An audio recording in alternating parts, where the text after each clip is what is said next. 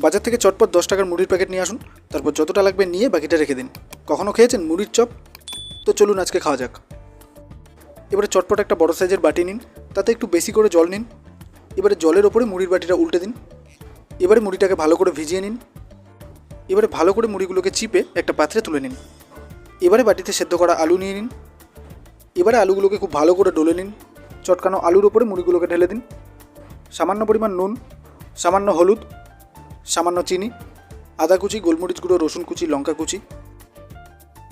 এবারে পুরো ব্যাপারটাকে খুব ভালো করে মেখে নিন। এবারে পরিমাণ মতো মশলা তুলুন আর 2 হাতে চাপ দিয়ে চ্যাপটা করে নিন। এবারে একটা বাটিতে 4 চামচ বেসন নিন, সামান্য পরিমাণ হলুদ, নুন।